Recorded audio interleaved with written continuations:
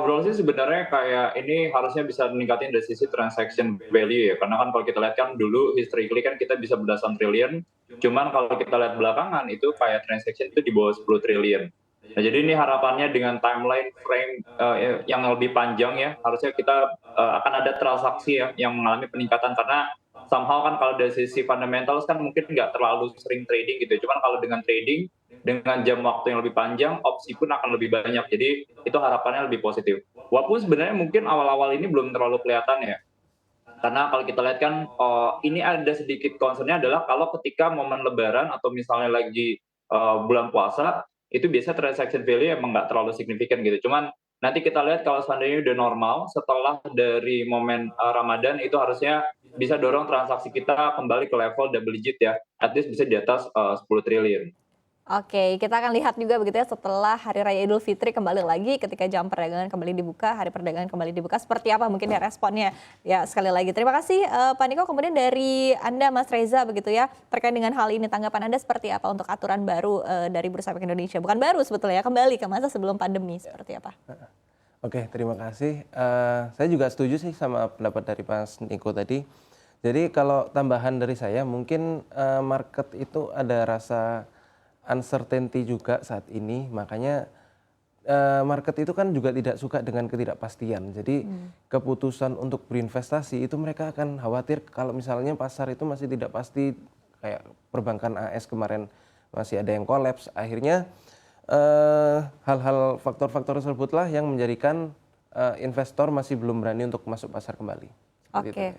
oke baik. Nah tapi tadi kembali mengingat artinya dari sentimen juga kan masih kurang begitu baik begitu ya, investor juga masih cenderung wait and see melihat seperti apa perkembangan yang ada saat ini khususnya Ya, terkait dengan apa yang terjadi di Amerika Serikat, kemudian juga ya, efeknya kepada The Fed tentunya, dan kemudian di satu sisi juga seperti yang tadi disampaikan juga oleh Pak Niko begitu ya, bahwa biasanya memang nilai transaksi ketika di bulan Ramadan ini cenderung lebih sepi begitu. Tapi apakah memang timingnya ini sudah tepat sebetulnya Pak kalau kita berbicara terkait dengan untuk aturannya dikembalikan lagi pada awal April ini, apakah tidak terlalu terburu-buru menurut Anda mengingat di satu sisi juga sentimennya masih belum terlalu baik, kemudian yang kedua juga timingnya pas nih ketika lagi bulan Ramadan, Pak Niko? Iya, sebenarnya kalau menurut timing tuh kita nggak ada concern ya. Maksudnya kalau seandainya diterapkan lebih awal pun atau nanti setelah Ramadan pun kita nggak jadi concern karena kan kalau dari sisi posisi sekarang kayak ya beberapa sekuritas pun akan mengalami hal yang sama ya. Mereka state bahwa dari sisi transaksi itu turunnya udah lumayan signifikan nih dibandingkan kayak periode-periode sebelumnya. Jadi sebenarnya kalau dari sisi timing menurut kita sih timingnya tepat ya karena kan nanti kan dari sisi pasar atau market pun itu juga akan melakukan penyesuaian. Jadi menurut kita tepat sih ya.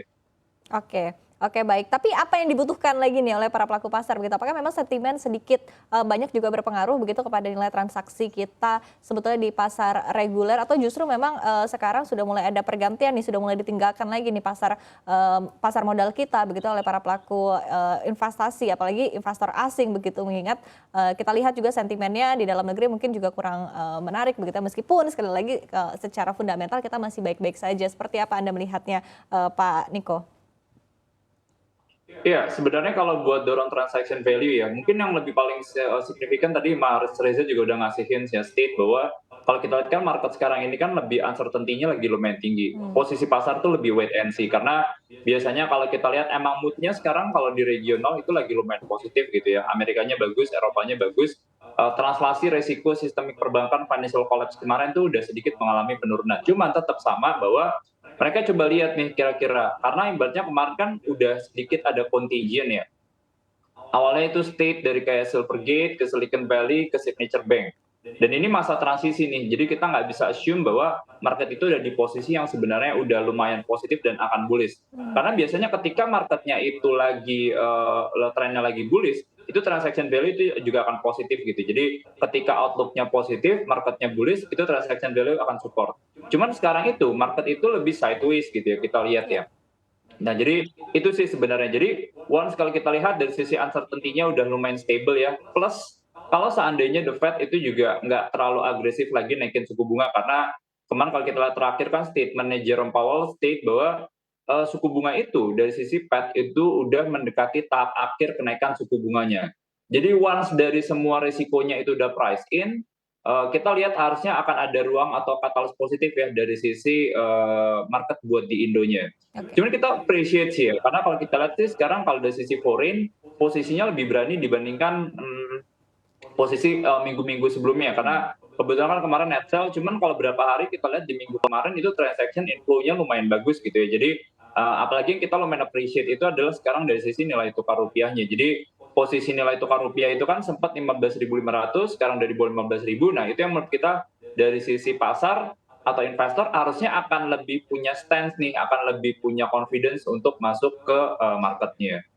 Oke, oke baik. Tapi di satu sisi juga yang bisa di-highlight begitu ada artinya memang dari para pelaku pasar kemudian juga dari sejumlah analis juga sebetulnya tidak terlalu bermasalah begitu kapan timingnya untuk aturan ini dikembalikan lagi sebelum ke masa pandemi begitu ya karena memang sudah saatnya begitu ya. Tapi dari Mas Reza sendiri begitu mengingat tadi sentimennya juga sudah sempat disampaikan juga uncertainty begitu ya. Kemudian juga tadi sempat diperjelas lagi oleh Pak Niko apa-apa yang menjadi perhatian dari para pelaku pasar begitu. Apakah memang secara timing ini sebetulnya tidak ada masalah Mas Reza untuk kembali ke aturan sebelum pandemi?